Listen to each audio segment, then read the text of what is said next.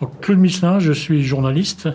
J'ai essentiellement passé ma carrière en Alsace et en Franche-Comté. Et donc, j'ai fini ma carrière au DNA à Strasbourg comme rédacteur en chef adjoint. Depuis que je suis à la retraite, ça fait 2-3 ans, j'en ai profité pour écrire un livre qui s'appelle La face cachée de Pierre Pflimlin. Alors, la face cachée de Pierre Pflimlin, c'est quelque chose que j'ai découvert très jeune quand j'étais étudiant à l'IEP de Strasbourg, parce que j'ai fait un travail sur les Croix de Feu et le Parti social français de François Delarocque, qui était très bien implanté en Alsace à l'époque, dans les années 30. Et j'ai découvert, en lisant la presse de l'époque, que un des leaders des Jeunesses Patriotes, donc qui était une ligue parallèle aux Croix de Feu, j'ai découvert qu'un des responsables était Pierre Pflimlin. Donc j'étais très surpris parce que je connaissais essentiellement la carrière de Pierre Pflimlin des années 50 aux années 80, date à laquelle j'ai fait l'IEP. Et donc j'ai gardé ce sujet sous le coude et j'ai ramassé entre-temps tout ce qui était écrit sur l'extrême droite, le fascisme, les ligues des années 30, le 6 février 34, tout ce qui tourne là autour. Et bon, évidemment, j'ai pas eu le temps de m'en occuper pendant que j'étais journaliste. J'avais des postes de responsabilité et je pouvais pas, n'étant pas non plus à Strasbourg, m'en occuper. Et quand je suis revenu à Strasbourg, je me suis rendu compte que personne ne s'était emparé de ce sujet.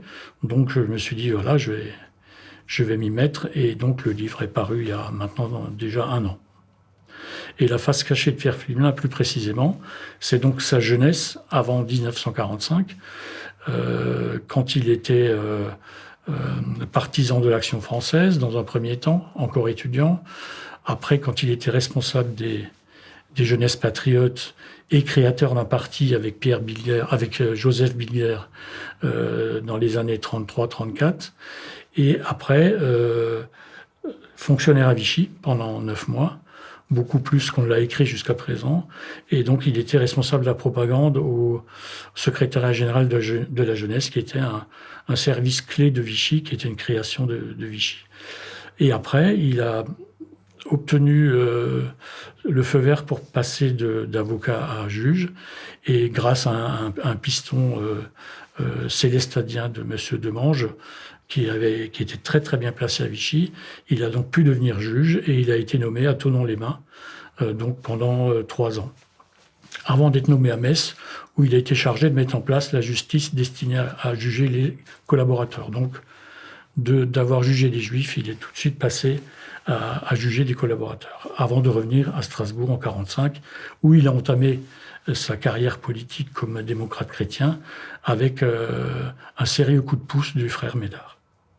Donc après, il a été 18 fois ministre, avant-dernier président du Conseil et toute la carrière politique régionale qu'on lui connaît et après européenne. Billière a reconnu et prétendu qu'il n'était que son avocat.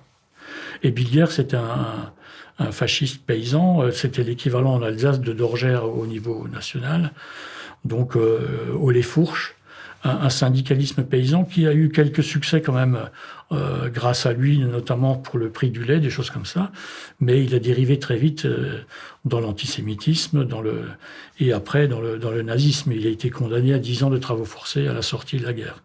Donc Sungo vient comme Pflimlin, et avec la particularité d'avoir donc eu des procès, effectivement c'est Pflimlin qui était son avocat, mais Pflimlin, et c'est une révélation de mon livre, a créé un parti politique avec Joseph Billière, qui s'appelait Force Nouvelle, et le troisième larron de cet épisode, c'est M. Erwin Reifenrath, qui était un antisémite notoire de Strasbourg. Donc ces trois-là, Pflimlin, Billière et Reifenrath, ont créé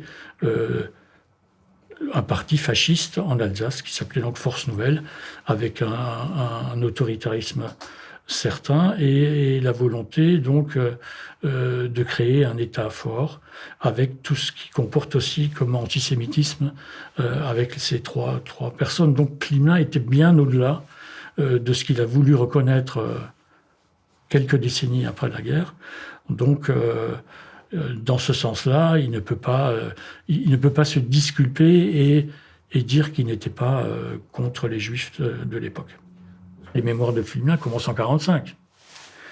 Dans sa notice, je cite toujours cet exemple dans la notice de l'Encyclopédie Universalis, qui a paru quand il est décédé en 2000, a été faite par Paul Colloval, qui était son directeur de cabinet, qui évidemment ne fait aucune allusion non plus à ce qui s'est passé avant 1945. J'ai eu la chance de rencontrer Paul Colloval à plusieurs reprises, et chaque fois que je lui demandais « Mais pourquoi, vous êtes quand même journaliste, vous n'avez pas évoqué cet aspect-là des choses, pourquoi vous ne l'avez rien dit ?» Et il me dit « Mais vous savez, Pierre Pflimlin n'aimait pas trop qu'on parle de ça. » Voilà. Voilà comment les choses se sont passées. Et ça, c'est l'Encyclopédie Universalis. Je les ai fait réagir plusieurs fois, je n'ai jamais eu de réponse. Alors que même Wikipédia, dont on dit qu'ils sont vraiment le niveau en dessous de l'Encyclopédie Universalis, c'est certainement vrai sur beaucoup d'autres sujets, mais en l'occurrence font allusion à cette partie de la vie de Pierre Pflimlin. Et moi, à l'époque, j'ai essayé, quand je travaillais sur les Croix de Feu, j'avais essayé de joindre Pflimlin justement pour essayer de creuser cette partie de sa vie. D'autres l'ont fait, Dominique Lerche, Léon Strauss. Ils n'ont eu aucune réponse de la part de Pflimlin. Donc il a tout fait pour, en tout cas tant qu'il était en politique, il a tout fait pour qu'on ne parle pas de ça. Et alors là, je pense qu'il y a aussi une complicité de tous les autres partis politiques et de tous les gens qui le savaient, parce que c'est vrai qu'un certain nombre de gens, dans le milieu politique, dans les rédactions, savaient ce qu'avait fait Pflimlin. Effectivement, Pflimlin a condamné les Juifs. Alors, il se justifie de deux manières qui sont contradictoires et qui peuvent poser question. La première, c'est de dire, oui, ceux qui arrivaient jusque devant notre tribunal devaient s'estimer contents parce que la plupart des autres qui étaient arrêtés partaient directement dans des camps, à Rivesaltes ou ailleurs. Donc, ceux qui passaient devant notre tribunal étaient plutôt chanceux parce que effectivement, et ça c'est décrit par la thèse dont je parlais tout à l'heure de cette chercheuse suisse. Effectivement, les jugements du tribunal, ceux de Pflimlin ou de ses trois autres collègues, pour la petite histoire, il y en a un qui s'appelait Trottmann, qui n'est pas de la famille, mais c'est assez drôle, donc étaient assez légers. Et il disait qui jugeait les Juifs, mais que c'était pour les mettre en prison, pour les protéger des nazis. Ça, c'était sa première explication. Et la deuxième, 2 pages plus loin, c'était de dire, mais de toute façon, ils n'avaient pas à se plaindre parce qu'on les livrait quasiment tout à fait rapidement, quoi. Donc, c'est un peu contradictoire. Donc, les Juifs qu'il a condamnés, il l'a reconnu aussi, mais personne n'a jamais rebondi sur ces faits-là. Et depuis, j'ai eu, notamment lors d'interventions et de présentations du livre, j'ai eu des témoignages de Juifs qui m'ont dit, écoutez, moi, j'ai un ami qui était à Thonon, qui était un industriel, qui sentait qu'il allait avoir des problèmes avec les Allemands. Il a appelé Pierre Pflimlin, qui lui a dit qu'il pouvait rien faire pour lui, et il l'a essayé à plusieurs reprises.